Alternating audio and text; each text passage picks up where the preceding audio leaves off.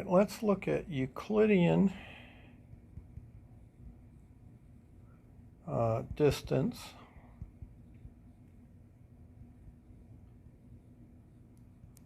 between 2 points on or in Cartesian coordinates.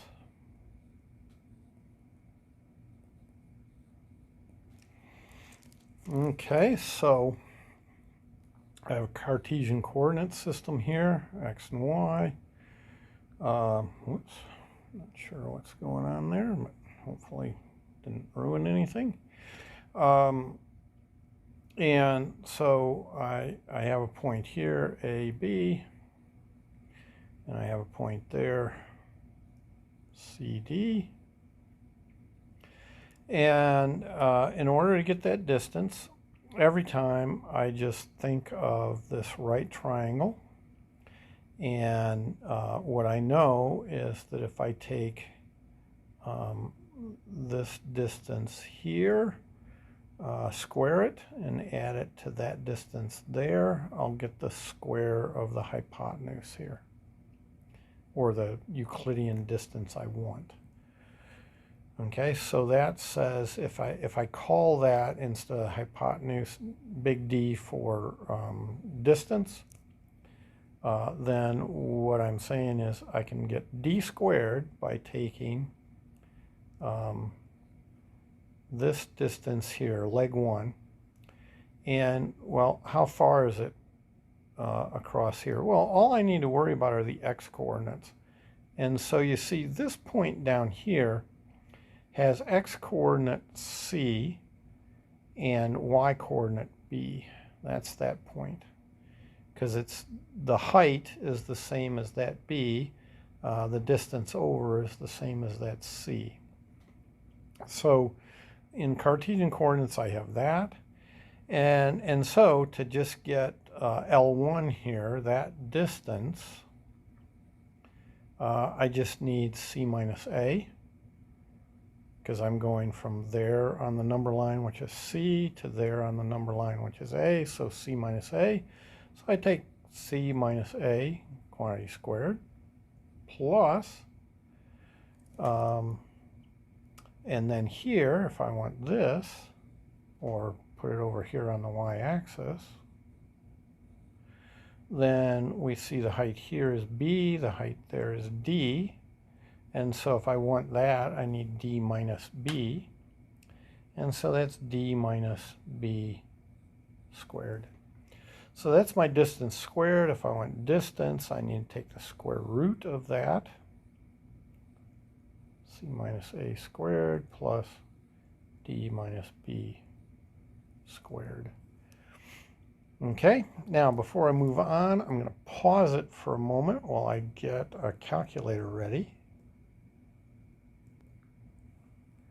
All right, I'm back, so let's do an example. And we'll see that, worrying about which point is which doesn't really matter as long as I match them up correctly. So, suppose I have a point here at 1, 2, and a point here at 5, 9.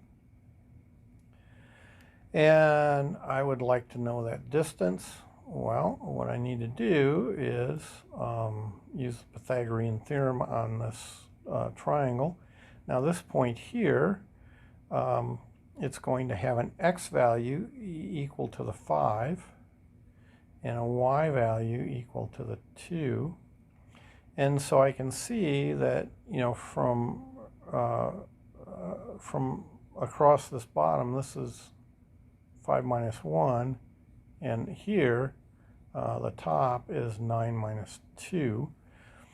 And so when I put that in, I know that D is the square root of 5 minus 1 squared plus 9 minus 2 squared.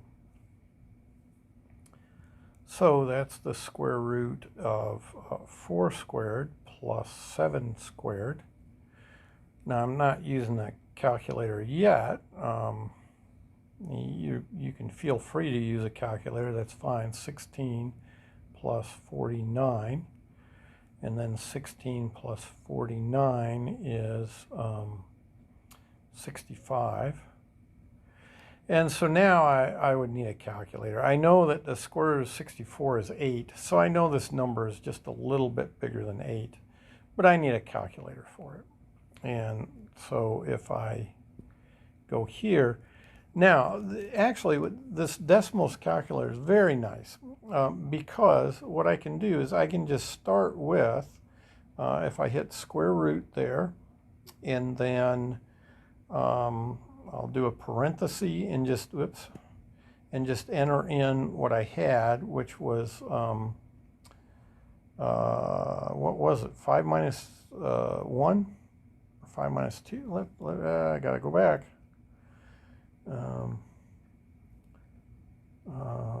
5 minus 1. Okay, so we had 5 minus 1 and then 9 minus 2. So I can just enter that in here. So come back here, whoops, get in there. 5 minus 1 in parenthesis. I'll hit the a squared there to square it.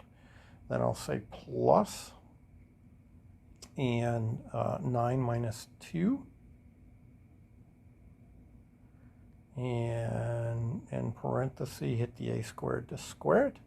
And you see the number is right there, 8.062. Okay, so that is a way to use Desmos to get the Euclidean distance. So I can just put in that formula. Now I'm going to go back here and put in 8.062. So this is equal to 8.062 about. So there's my distance. Now though, remember that our points were 1, 2, and 5, 9. Check this out. This is where Desmos is very nice. I can go in here and I could actually just put those in. Now I'm going to name those points. So if I go to my letters and I say like A, and then come back to the numbers and say A equals, and I put in a point, and that point was 1, 2. So there's a point, and it shows up over here. I can make this a little bigger. So see, there's our point 1, 2. So I can plot points that way. And now the important part here is I'm naming it 1, 2, and then I'll put in a B. And I could use uppercase. I'm just using lowercase here. It's easier because I'm pointing at everything with a stylus. You can type I can just type this if I have a keyboard. Equals, and that was 5, 9. So 5, 9, and in parentheses. So if I look up here, I should find, there it is, 5, 9 up at the top there. And now, here's what's really cool. Go here. I type in the word distance. Sorry, my typing is so slow with the stylus. It's kind of slow anyway, but distance. And notice, once I finished the word distance, it changed it into, instead of italic type, it knows that word. And then I go back here, and distance is a function, and so in most mathematics, if I have a function and that function takes some sort of argument, some sort of input, I use parentheses to show that. So the distance of what, right? So distance of, well, A to B. So now I put in A, and then a comma, and then a B. And you see it's showing me that same answer, 8.062, 2257, and so forth. But so Desmos knows what it means to find the distance between 2 points. Now, I didn't actually have to name the points. I could have, whoops, I want to come down here. I could have just said distance. So I'll try it again. Oh, well, actually, here's functions over here on the right. I'm going to click it, and a bunch of functions come up. And now that says DIST. It looks like it means distance. No, that's for distributions, so you won't find it there. But I think under miscellaneous, maybe we'll find it. I don't see it. So you really would, I guess. How about stats? Is distance in there? No. How about trig? Did I miss it there? No. So unfortunately, I can't just find it and click on it there. There are a bunch of different functions in here. Shuffle, round is nice, you know, that kind of thing. But no, I don't see it. So I will have to type it. So again, sorry for my lack of speed on typing. But there's distance. And now, so distance of, now I use my parentheses and I say, well, I want to go from 1, 2, and then I'll put a comma, to 5, 9, and put my parentheses. Now, it knew what the answer was before I added my parentheses, but 8.062. So I can just put the points in, but often it is kind of nice to name the points. Okay, so there is an example of the points. Now also notice it doesn't matter what order I put them in. So I had a distance of A comma B. Let me go back here and edit that. I'll try to anyway. I'll backspace over that and go B comma A. Whoops, not S, B, and comma A, and I still get the same answer. Now, mathematically, let's go back and look at that. And the reason it doesn't matter what order is if I do a different order, then this part up here, I would switch the order in there, so my distance would be the square root of one thing squared plus the other thing squared. But instead of 5 minus 1, I would get 1 minus 5. And instead of 9 minus 2, I would have 2 minus 9. Well, those are negative numbers, but I'm squaring them. So that's the square root of negative 4 squared plus negative 7 squared. But the square of negative 4 is 16, and the square of negative 7 is 49. And so at that point, you see, I've got the same thing as I had up there. So it doesn't actually matter what order.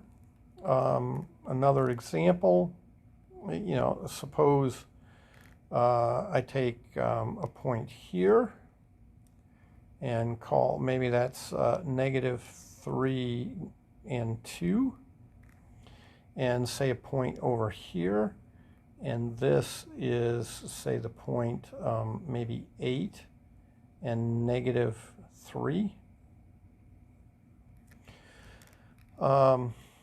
And, well, let me make it negative 4 just so it's a different number so we can make sure we know where each number came from. So, you know, here's my XY coordinate system, and I would like to know that Euclidean distance. So now, you know, again, if I want that distance, I need the x's. So I'll take the minus 3 minus 8. squared. So I took this minus 3 minus that 8. But if I take that minus 3 first, then I need to take the 2 first and minus a minus 4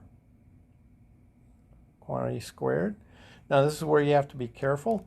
And again, this is where Desmos could be helpful. If I just type that in to Desmos, it will do just fine. And so I had a negative 3 minus 8 and a 2 minus a negative 4. Let me go try to type that in. I'm just going to go back up here to this original one. And I'm going to backspace. Whoops, a little too far.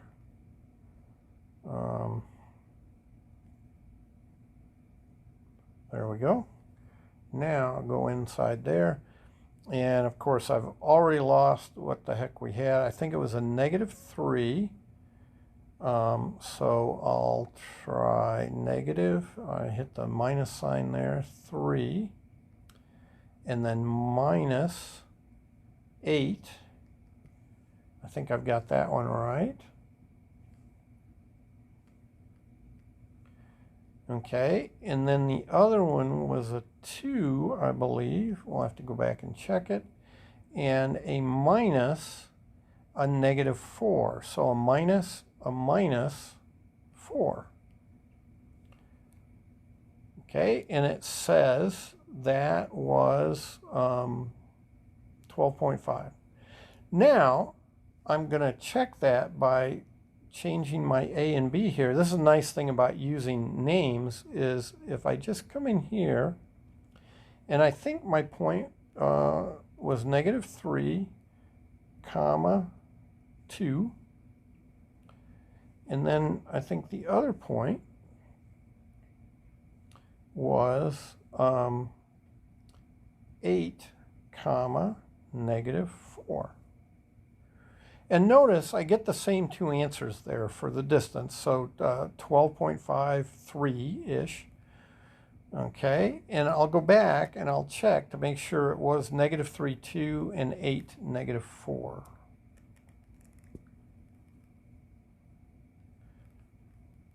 Negative 3, 2, 8, negative 4. So there I have it correct. And so putting this in gave me the right answer. So this was negative 11 squared plus 2 minus a negative 4. That's 2 plus 4, so that's 6 squared. 11 squared is 121, so negative 11 squared is 121 plus 36. So this is the square root of 156, which I guess is about 12.53 according to Desmos. So there we go. I can put negative numbers in, a mix of negative positive numbers, as long as I make sure that I put the x's together. So see, there was a negative 3, negative 8. They went together. Not negative 8, sorry, negative 3 and positive 8. And I put the y's together, the 2 and the negative 4. I did that there. And that I make sure the order of the point is the same. So I use the negative 3 first, so I better use the 2 first here, and I did.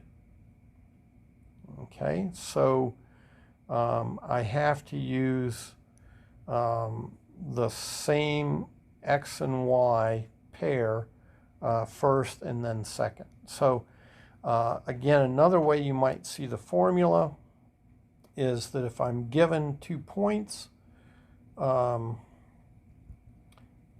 I've been given them as x1, y1 and x2, y2, this helps show the order of the points instead of using A, B, C, and D. Then my distance is the square root of x1 minus x2 squared plus y1 minus y2 squared. So that shows that, see, the x1 and y1 came first in both cases, and then the x2, y2 came next. Now again, which point I call x1 and y1 and the other point x2, y2, it doesn't matter. I can put them either way I want, but I have to make sure those match up.